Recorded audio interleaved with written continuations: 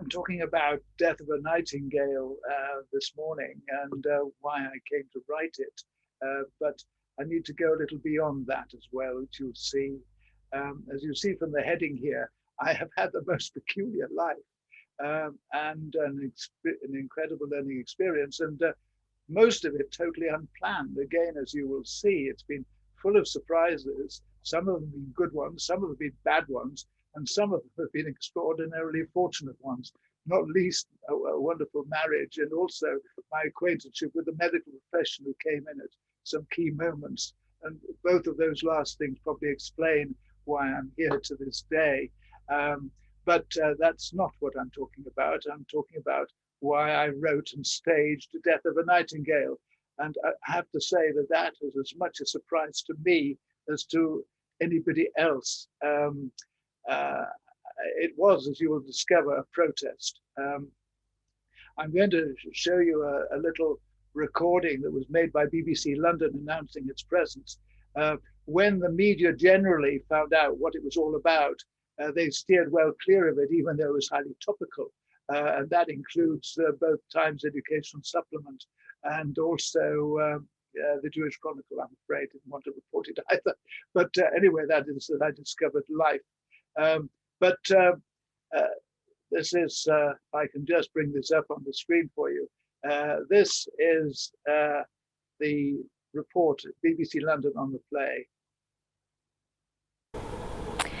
Young people with special needs from a school in northwest London are taken to the stage alongside professional actors. Death of a Nightingale is a new play exploring the issues around special needs in mainstream schools. It comes as the government launches the biggest overhaul of special education needs for a decade. Our arts correspondent, Brenda Romanis, reports. You know we need to close your school. I was hoping that our parents might have persuaded you not to. The local authority attempt to close the fictional Brighouse School and send the children with special needs to mainstream sites. Set in 2002, Death of a Nightingale is written by Alan Scher, a former chair of governors at a special school. One of the great pleasures for me is that some of the most wonderful people I've met in my life, and that's saying something, were the parents and kids and teachers in a special school. And I'm so pleased that I've been able to put in Death of a Nightingale those people actually on the stage so people can see them, see what wonderful work they all do, see what a battle the parents have, see what wonderful kids there are in these schools. Most of my pals had health problems. Cerebral palsy like Pete, spina bifida like Jessie. Death of a Nightingale sees students with Down syndrome and autism from Oak Lodge School in East Finchley star alongside professional actors. Max Lewis transfers his skills from screen to the stage, having played Kate Blanchett's son in the film Notes on a Scandal. God of War. Tell me about the character you play. The character I'm playing is Terry. He's cheeky, he's charming, he's funny, he's a bit rude. Always rude. Would anybody like to share their work? The issues explored in the play are the challenges faced by the staff and families at Oak Lodge Community Special School, where Max attends. They believe students thrive where they may have been at a disadvantage in a mainstream environment. I think mainstream schools have a problem adapting to the needs of some of these students, and they're rising to the challenge, but that takes time to get the resources in place. And maybe that will happen in the future, but at present they are really struggling to do it, and I know that's happening because they come to us and ask for help. Death of a Nightingale is at the New End Theatre until the 3rd of April. Brenda Romanis, BBC London News.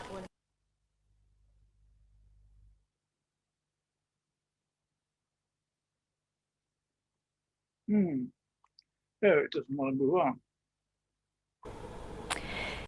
There we are. Now, there was also a subplot in the play.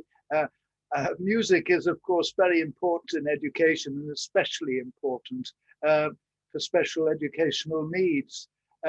I'd always been interested in something that is, in the search for God, is music from the soul, a sort of a common denominator. And I thought it would be interesting to explore this in the music lesson. And I created a black Pentecostal music teacher in order to explore it. This actually was a bit controversial because in the classroom, there's young Terry who met there, Max Lewis, and he, in fact, is an atheist, and he is quite aggressive. He thinks he's bonkers. And his father doesn't think she should be teaching at all. So there's a very interesting confrontation between the head teacher and Terry's father. If you want to know more, I'm afraid you have to read the play, or we could discuss that later on in Slack.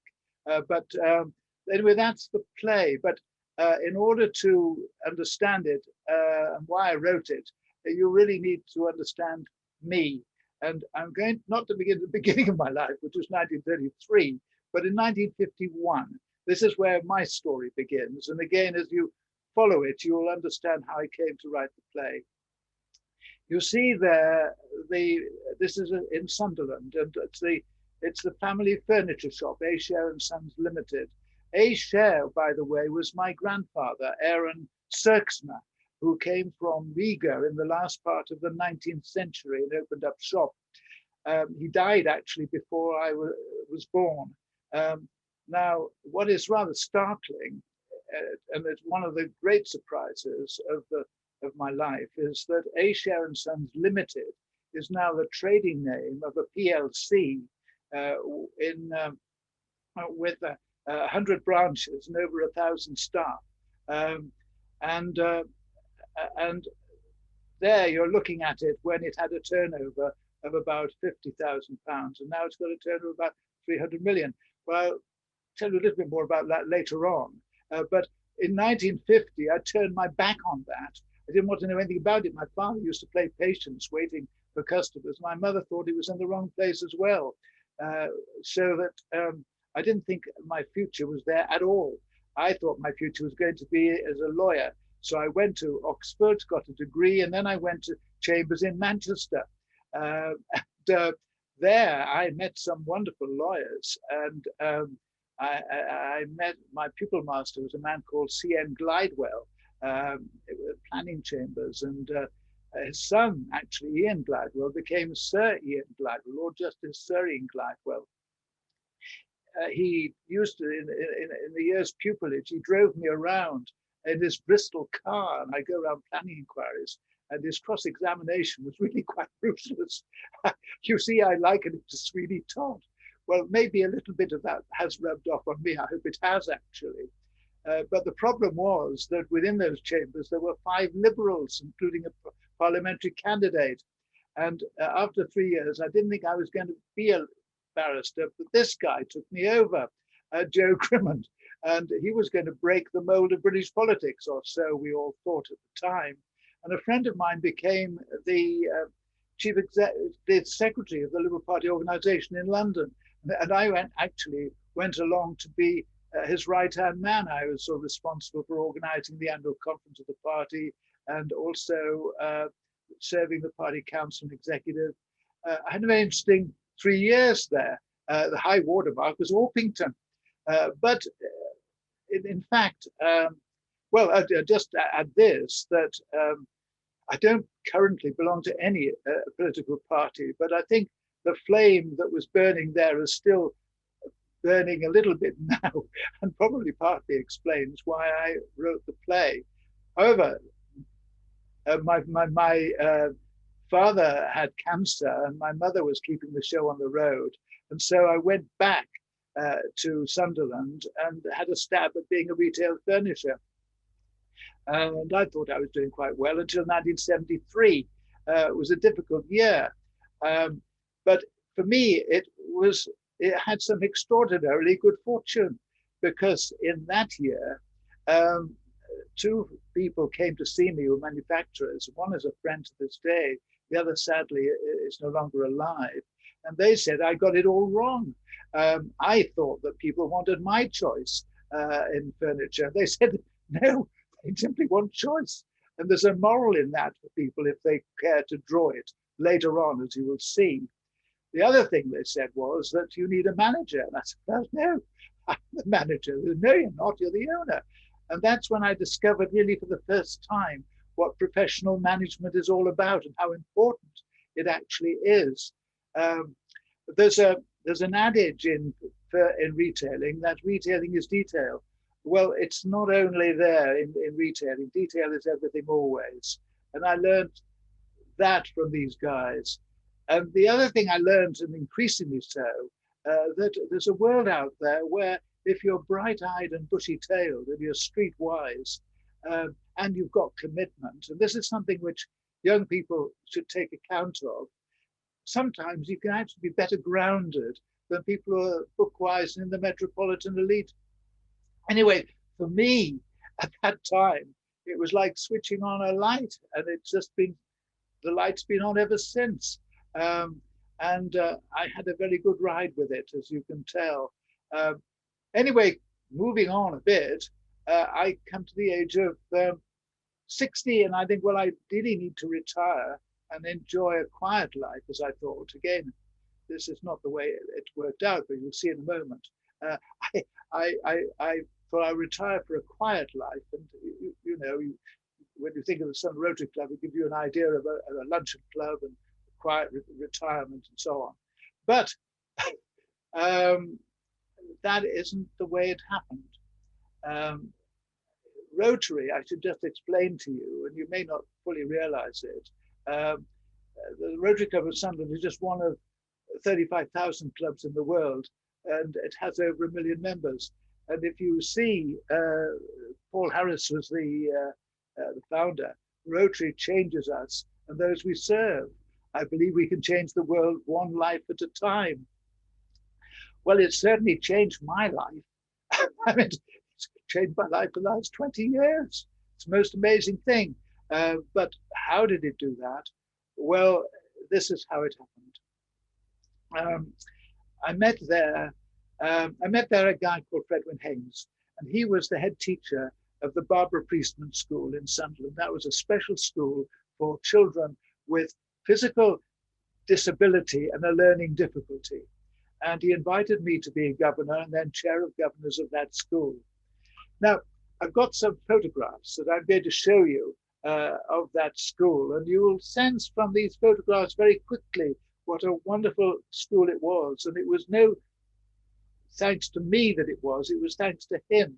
I was just an observer, and I had previously had no acquaintanceship at all. Neither had Ros, my wife, with special educational needs. So this was a brand new experience for me.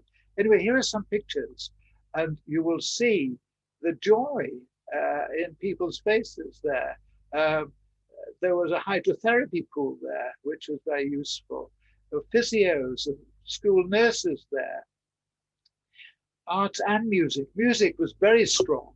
There was a steel drum band called the Pans and the Junior Pans, and jazz. The music teacher, Ros Mearns, was inspiring. Then there were individual achievements. Now this one, silver medalist in the Sydney Paralympics. Now just look at the faces in this photograph. If you want to capture the mood of the school, just that one picture says it all. But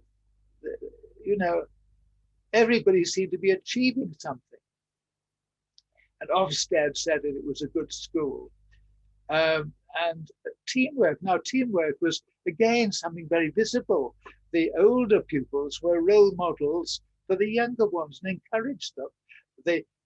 I remember the carers saying they sometimes got closer to the kids than the teachers because they toileted them. And the parents were part of the team as well. They used to ferry the kids around when they played with the steel drum bands. And Ofsted, as I say, just gave very favorable reports. And this was what Fredwin Haynes said, which I'm sure is very true. When teachers' time is finite, we can give something mainstream schools can't, and that is time. However, there's always a however, that at the time, the national policy was inclusion. And the whole idea was to educate the whole community together, provide equality of opportunity for kids to go to university, and to end segregation. There was, I think, probably a financial dimension to it as well. This was part of the Sunderland LEA's plan. setting of target to reduce statements by 60%. Now, a statement is the one thing that parents of kids of special needs value, because it safeguarded their rights to education, and that was a threat. At all events, what happened next was that the local authority called a meeting of parents. I was present at that meeting, and all those who support inclusion would have thought that parents would be delighted that their kids were going to get to mainstream schools, had a right to go there, and exercise their right to get to university and so on. Well, at the end of the meeting, there was a vote, and not one single hand went up, because all the parents wanted the kids to be educated in that school. And I must tell you that although today people criticize parents for not being involved in their kids' education, when it comes to special educational needs, there's no one more committed to looking after their kids than parents of kids with special educational needs. And that's why when things don't go well for them, it's a great pain and a great agony. So what happened next is fairly predictable. The local authority paid no attention whatsoever to the hostility of parents to their plans, and they pressed on. Now, I'm chair of governors, I'm a Rotarian, service above self, profoundly upset. So at least I can make myself useful. I've got network, and here we have the campaign. Now, I was able to persuade an advertising agency to donate all the design and material for the campaign. You'll see there's quite a lot of it. And I also suggested, that they shouldn't just get a petition, that they should get reasoned objections to closure. And they got, I think, probably about 14,000 reasoned objections to closure, because the school was very popular, and the local paper, the Southern Echo, supported the school. So it was a pretty powerful campaign. It was supported by lobbying. You see the team went to London, meeting up with David Plunkett. You see that little girl at the bottom. Don't forget her. I'll come back to her later on. And then there was this and this. You see what's going on. Now, this leaflet was, I think, probably very provocative to the local authority, because it said the LEA had a serious learning disability. It was quite, anyway, a little bit more support from our doctors, local medical committee, and again from consultants. Obviously had their patients were in the school, and they all wanted the school to continue. They actually used to visit, the consultants used to visit their patients in the school. I just mentioned that in passing. It indicates the nature of the battle that was going on.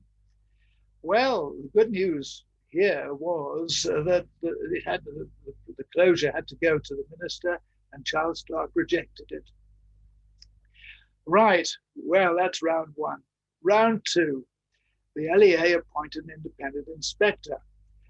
He was a visiting fellow of Newcastle University, and he was very much involved in special educational needs. But he said that he didn't consider funding as part of his brief, and more importantly, he didn't consult. He didn't meet the parents, he didn't meet Wearside NUT, he didn't meet the medical consultants. Now, I then, as chair of governors, wrote him a letter, and I was fairly aggressive. It's high time that somebody exposed the lousy, stinking, hypocritical charade of those who put it about that they care for the children they're responsible for. Well, I wield that wording now and again in my life. And what happened next? I get a telephone call from the Director of Education to say that this inspector's wife had read the letter, and the report was never finalized. So round two. And at that stage, Councillor Stewart, local councillor, said, well, maybe the school should be here to stay. But the fact is that we have obviously annoyed quite a few people here.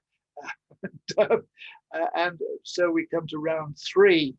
And this is, I give you this only in abbreviated form because it really did profoundly upset me, as you can see. I'm not going to any profound detail, just the implications of it.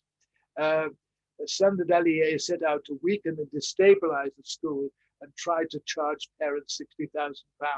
They actually paid £20,000. I think it's highly illegal, but even that's what happened.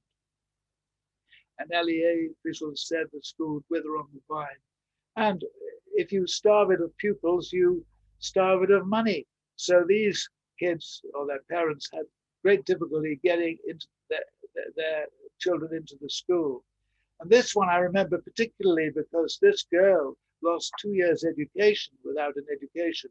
And I'm very critical of a solicitor who never got a penny's worth of compensation for her.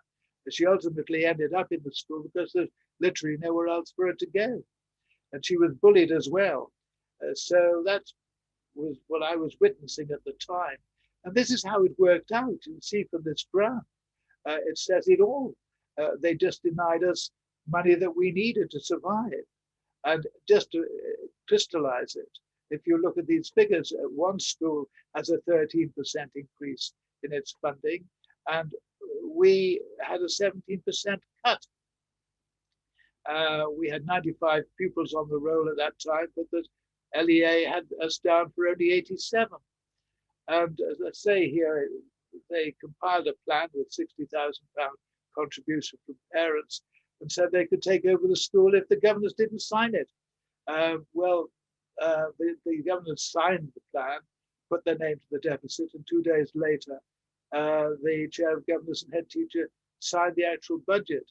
I, by this time, had resigned my chairmanship, but still remained as a governor to see this thing through.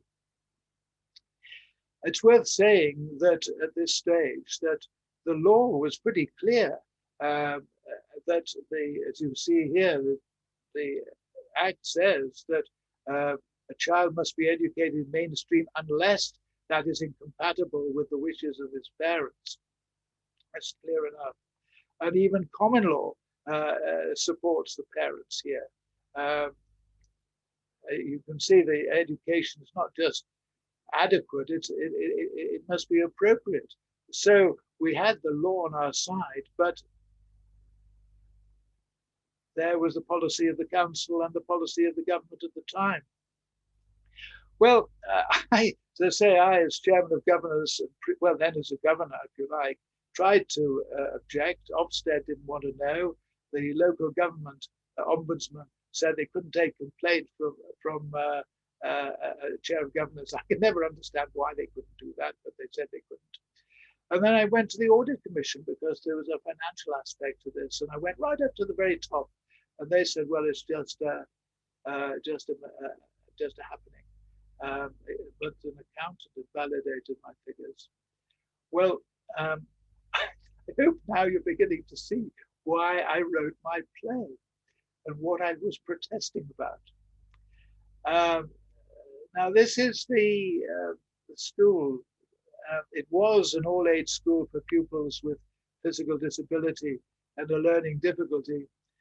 Today, it's an academy, ages 11 to 19 for pupils on the autistic spectrum. Well, I'm very relieved by that, obviously, that it is still a functioning school and not just a building site, which at one stage it looked as though it might be. So what does that mean? Well, it really is rather like the end of my play, because in my play, Brighouse School is bulldozed to the ground. And my protest, well, is very simple. I think it's a tragedy when little Hitlers are allowed to win the day. So here we are. The second part of what I'm talking about is what I've learned from all of this. In my book, which Death of the Nightingale, I put the play into a book called Death of the Nightingale. I started out with this quote from T.S. Eliot. We shall not cease from exploration, and the end of all our exploring will be to arrive where we started and know the place for the first time. But I can't have all the experiences I've had in my life and see the world as I saw it when I was 20. Obviously, my thoughts have changed and crystallized quite a lot. And that's really what I'm now going to share with you for the remainder of this little presentation of mine. I'm going to ask some serious questions. I direct them particularly to the Times Ed, which I've been taking actually since I remained interested in this whole subject. First question, are schools there for children, or are children there for the schools and for social purpose? In my view, the schools are there for the children, not the other way around. The second question, I think, is also a very important question. In education, are equality and diversity companions, or are they rivals? Now, quite a few people put equality and diversity as part of their job description. But what I've discovered is that equality and diversity can sometimes not be companions. They can sometimes be rivals. And when they're rivals, who should win? And of course, the other big question which I'm going to pose is, should one size fit all? Now, this is where my core beliefs are, and I've been putting them about ever since I started writing on this. The first is that we are equal only sometimes, not always. We're unequal most times, and we're different always. And the pursuit of excellence, I'm afraid, is the pursuit of inequality. And there is no future whatsoever in mediocrity. In my view, leveling, which people keep using the word leveling today, well, in my view, leveling is not what life is about. Life is about achieving. So who are the people over the last few years that I've been hitting my head against, or rather hit the fan? Who are the operators of the fan? Well, I can define them as three sets of people. The first set of people are, I describe them as zany ideologues. Bernard Levin described them as single issue fanatics who think that what's right for them must be right for others when it isn't. Then I'm afraid I've got to identify human rights lawyers. And they believe that when you pass a law giving a human right, you crack the problem. You haven't even started to crack the problem. You can't eat Holsbridge statutes. Now, let me go back to the play. In the play, I created a narrator called Tracy. And this is what I had Tracy say about human rights lawyers. I'll tell you something. Lawyers and politicians just love to give us our rights. Rights, I call them. Rights. I call them buttercups and daisies. And we are those little white dandelion heads, you know? They blow away in the wind. You see, when it comes to human rights, some human rights are not equal and absolute. They are relative and qualified. And they're qualified by the rights of others that should be respected and not ignored. And some rights are just a social objective. People talk today about the right to clean air. It's really just a social objective. And when you get a clash, equality is nothing to say. What you need then is fair play to be the arbiter when human rights clash. Now, this is what I had Tracy say about zany ideologues. Maybe it's because they think that what's right for them is right for everyone else, when it just isn't. Then they go on to think that everything else is wrong. If that's the reason, they make a big mistake. When you think about it, isn't it a bit arrogant, a bit blinkered? Aren't they, how do you say, sometimes just too clever by half?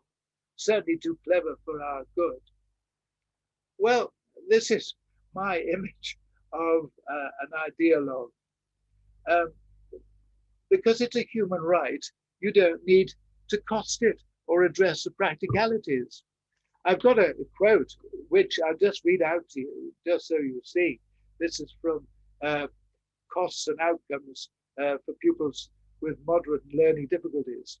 For many, inclusion is a fundamental right, not simply one form of SEN provision amongst many to be evaluated on the balance of advantage it confers on children. It's important to be clear, therefore, that an analysis of costs and outcomes cannot properly be used to determine the question of rights. So they didn't want to know the cost, and they didn't feel any need to address the practicalities. And because it was an equal right, you didn't need to think about anybody else's rights. Well, let's just look at the consequences of that for a moment.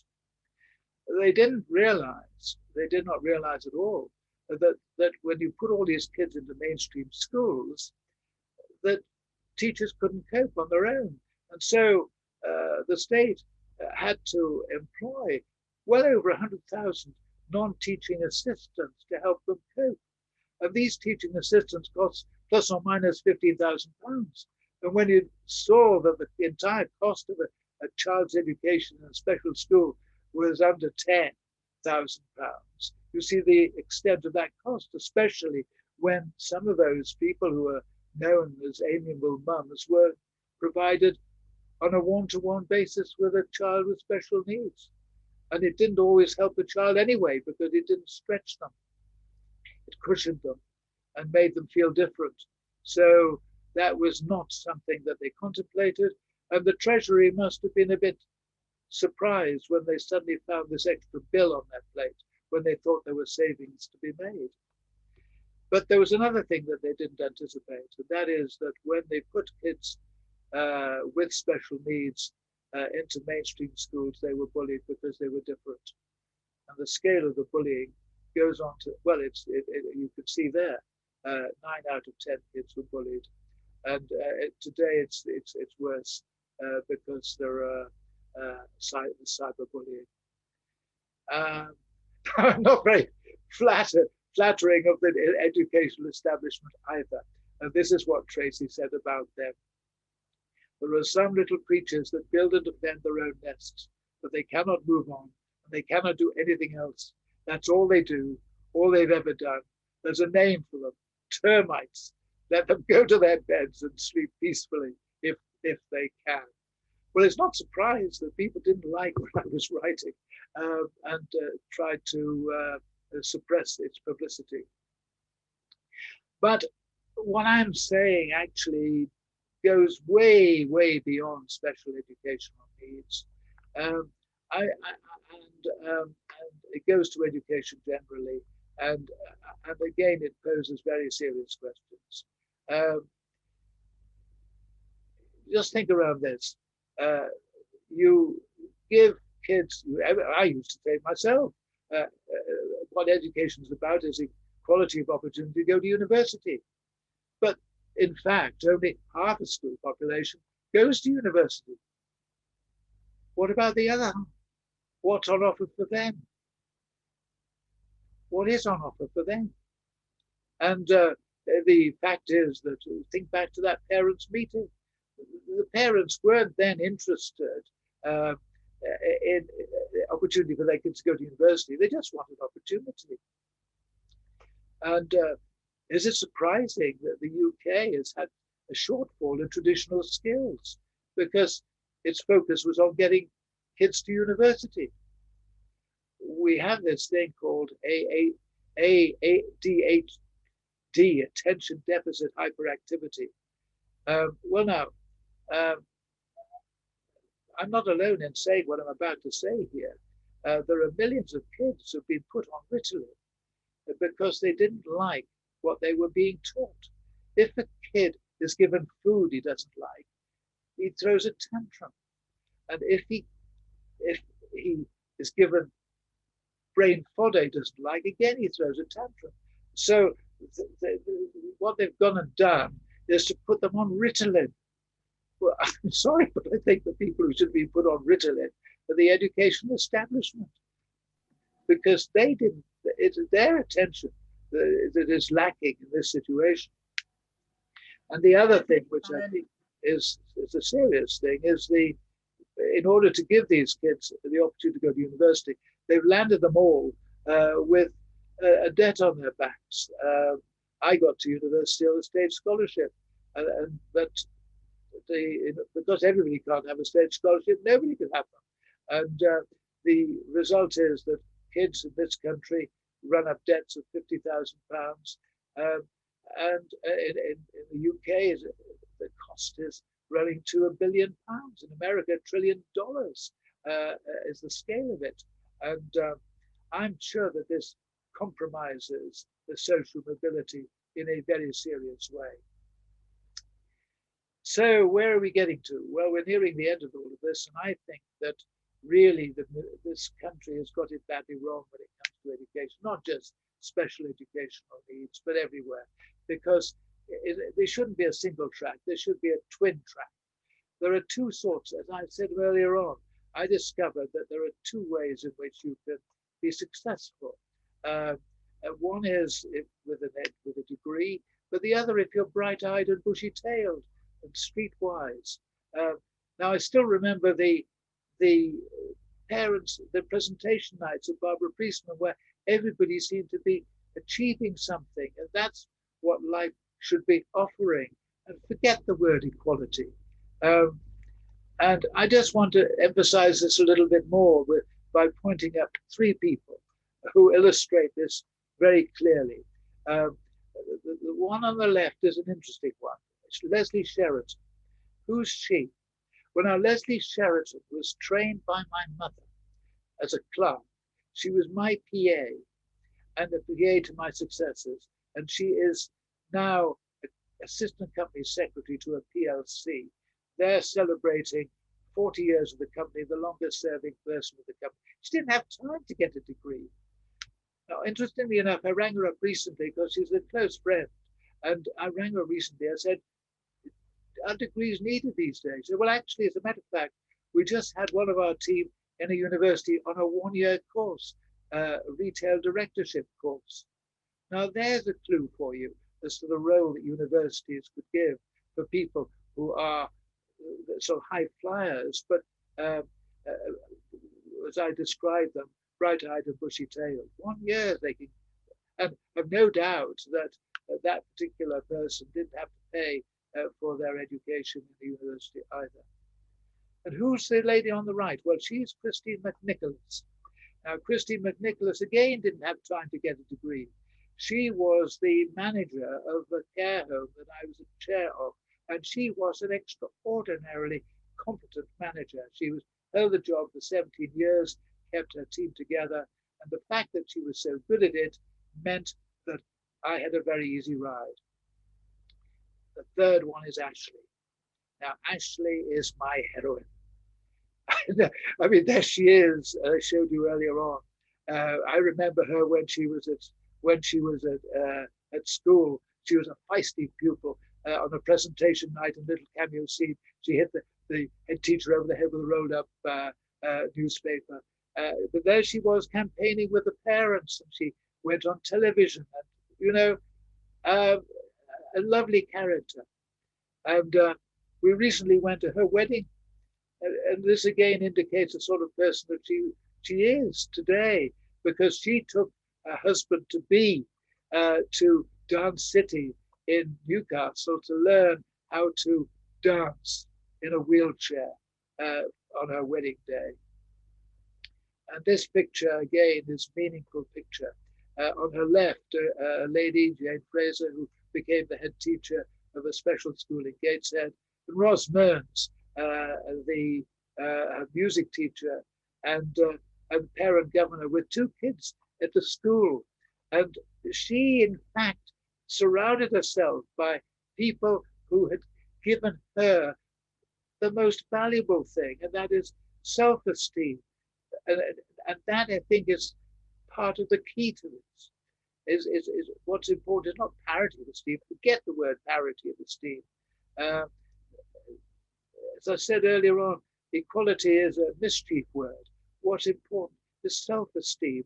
And what we've gone and done, this is her in a home, what we've gone and done is to create a sense of failure in half a school population. So what I'm really saying, and I hope that I could put this into the middle for others to take forward, I think that there should be an alternative curriculum for kids, and maybe one-year courses in universities as well, and more bursaries and scholarships, not just by the state, but by private sector as well, and end this student loan dependency. And in order to understand exactly what I'm saying, I just, for the sake of it, put my thoughts down on what a lifetime curriculum would look like, just so you see what is missing today. Well, obviously, computer and the internet, that goes without saying. But I mean, for my part, have been getting a lot of pleasure out of chess and bridge, and those you know could be taught at the same time. Domestic and family skills. In my retirement, I've learned to cook. I wish I'd learned a bit earlier. It's not just a female pursuit. And I should know more. But people should know more about the power supply and DIY skills, first aid and hygiene, living with a partner, music, art, and design, and their appreciation. Now, the benefits of that last a lifetime. Sport and games. Well, Monopoly. Let them play Monopoly. Might become a house builder or a hotel builder. And I put down Cozy Juicy Real. You wonder what the hell that means. Well, it is a game which I've recently come across, designed by some young people as a social game. So not only do you play games, but you may even create them. Then culture, human rights, modern history, literature, including poetry and drama. Well, poetry has been struck out, as I understand it, of the national curriculum. And how do other people live in the world? 2 conversational foreign languages. Now that would be helpful, wouldn't it, in the hospitality industry and also in the caring profession. And yes, with some Mandarin Chinese as an option. Health and safety. Everybody's very worried today about obesity. Well, include diet and PE and sport of all kinds. Build that in. And heaven knows, faith, understanding the world's religions, why people believe or why they don't, and the mutuality of respect. That's where you can tackle prejudice in the classroom by teaching the mutual respect. And of course, lastly, the environment, Greta Thunberg stuff. Well, that then is the aspiration, not a degree, 5-star. So people can say, I've got a 5-star rating in my education. And it doesn't have to be equal to a degree, it stands in its own right. Well, do not think for one moment that when I'm saying all these things, I'm just being totally original. I'm not at all being original. I'm saying something that this guy, Sir Ken Robinson, has been saying. Tragically, he died in this last year. But he was saying this, and I think he emigrated the States. I'm not surprised he emigrated. He probably found his views were incompatible with the educational establishment. But let me just end with some of the things that he said, because as far as I'm concerned, what I'm doing is not to be original at all, but to echo what he, in fact, has been saying, and actually has been saying with some approbation. If you're not prepared to be wrong, you'll never come up with anything original. The fact is that given the challenges we face, education doesn't need to be reformed, it needs to be transformed. Creativity is important as literacy. And lastly, education and training are the keys to the future. A key can be turned in 2 directions. Turn it one way and you lock resources away. Turn it the other way and you realize resources and give people back to themselves. And so that really, if you like, sums up what I have learned on my journey in my very, very interesting life. And thank you for allowing me to share these thoughts with you today. Thank you. There's little time for questions and answers. Anyway, thank you very much, Alan. Absolutely fascinating. In fact, I'm drawn to something we say a lot in modern activist circles, that equality is nothing without equity and justice. Well, that's right, but it's anyway. There we are. Anybody? We've had 3 questions. One was a request for literature, so I've linked your website. And yeah, there is And then the next is from Hava, so I'm just going to look her up and unmute.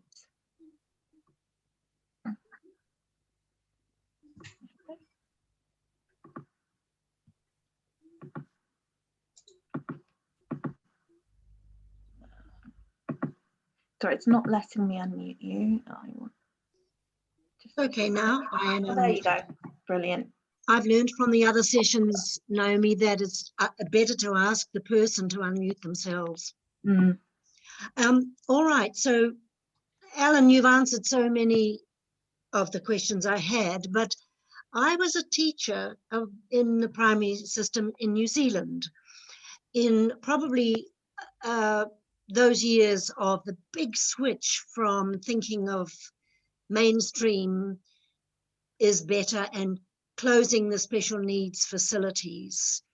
And one of the most terrible moments of my life was when the principal of the school came into, it was like the morning tea meeting of all the 12 or 13 teachers, and said that it is the right of parents now to choose which school their child goes to. And we have a request from a family to have their special needs child start at school. Would the two teachers think about this, and which of you would be prepared to take this special needs child on in your classroom? There were only two of us. The other person said straight away, absolutely not. Have no training and no resources. No, I will not take this child. I was already teaching the older sister of this child and said, yes, I would. And just from the point of view of the teacher, and I think Naomi might agree with me, that resources was the problem in those first years. The second aspect is that the parents of a special needs child have their own special needs and are deeply concerned and deeply involved with the child. And they can teach ordinary other parents so much by their dedication to the needs of their child. That's something I wish which we could maybe put into your curriculum, Alan. I think, Carver, you've got to look at the big picture, not just, I think the problem with everybody's been educated and they all project their own experience onto everybody else, whereas in fact that's very dangerous, because, and that is the problem, that people think that what their own personal experience should dictate overall the policy, and that the ideologues do that to an extreme. What you've got somehow or other to do is to fight, if you're at the center, and what I think they fail to do is to meet in broad brush terms the needs of people, and not to apply, as I said earlier on, a single formula. This was what Ken Robinson was saying. You don't want a singular answer to education. You want to respect the diversity in the situation. And at the center of it all, you need to respect diversity. And the tragedy is that people have put equality before diversity in their prioritizing it. And that's where I think the problem has come. And it goes, as I said just a few minutes ago, it goes ahead of, it's beyond special educational needs. It applies right across the board. And it's very dangerous, and it's a shame, because I think it's weakened the country enormously. I don't think every other countries have the national curriculum. I think the big mistake was to have a national curriculum. They should say there should be two streams. I think the pity was that there was envy of the grammar school, and in fact, what they should have done was to make something of secondary modern schools, and to see that there was another role in society. And there's an academic stream of people who are academically minded, and the practical people who can make a success of their lives as well. And they don't need to be equal at all. They just need to be respected and different. And if we'd done that, I think we had to import so many people from abroad with skills that they had trained in them in other countries. I think we've created our own problem for ourselves, unfortunately. So Alan, may I ask, Alan, would you now say, on reflecting back on all of these years of experience, that you would suggest to the policymakers that there should be special schools alongside mainstream schools? I think the tragedy, Kaba, is this, that they've gone and closed 100 special schools. Mm-hmm. And it's not easy now to reopen them. Some of them, I've no doubt, were not very good special schools, and that's why they got a bad name. But some of them, like Barbara Priestman's school, were very good. There are some that are continuing. So what I'm saying is, I think, and I'm not in it, so I can only put it forward. I think today, I think that what's got to happen now is to move on, move forward, and that, as I said, the schools are for the kids, and I think it's now a matter of timetabling and just trying to ensure that there's not just a one track in comprehensive schools. And this is, I think, is the challenge that that the educational system has got to face up to. They've now got the comprehensive schools, and all right, the kids don't all have to work to the same curriculum with the same examinations. They can have a choice of route. And that's really what I think I'm saying. I don't think that you can just reopen all these schools that have been closed. I think the damage has been done. And I think now you've got to move forward. That's my answer to what you're saying. Thank you. Just wanted to let you know that it's just gone 10 to. So if people do need to run to another session, however, we've got, please feel free. However, we've got another question from Sharon. So Sharon, you can unmute yourself. Hi, Alan. Hello. So I'm a higher level teaching assistant and I've been working in mainstream schools for a long time, but for a little bit I was in a couple of special schools. And one of the things that frustrates me hugely, I 100% agree with what you're saying. We 100% actually do need a two-path system.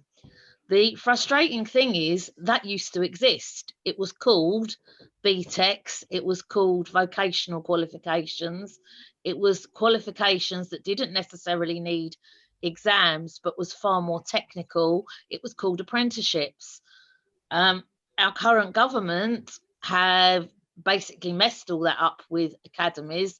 I do hope that school you used to belong to, that's now a special school academy, takes more care than the school I ended up having to leave. But what do you feel for people like me that are in the system? What can we actually physically try and do, and who can we try and talk to actually, because that is my mission, is to actually get again, because what I do is I run intervention groups and I can only do it to a certain extent because certain subjects are given the priority. But as you've pointed out, for some of our students, they're not highly academic, or some of our students actually have a good degree of academic ability. But for example, some of the students with autism that have not been given educational healthcare plans, which is now the name for statements, are kind of left behind because, yes, they might be academically clever, but they can't think or process the information at the same speed. And there's no funding or money there. And they're just sort of dumped in with everybody else. So what would you suggest is a good thing for those of us still in the system, and who can we actually turn to really try and make that change? Well, I just think you've got a problem.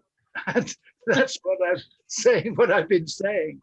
I think that a lot of, I mean, the thing that I said in that BBC recording, I met people, some of the finest people in the world in the school that I've seen, and they dedicate their lives to helping these kids. And they do their very, very best. And that's all you can do, is to do your best for the kids, not to pamper them, but to try and stretch them and live with them, and help them to feel comfortable in their own skins, and feel confident in their own lives. All you can do if you're working in the school is to do your best, and I'm sure you do that. You know, but the system as a whole is the problem.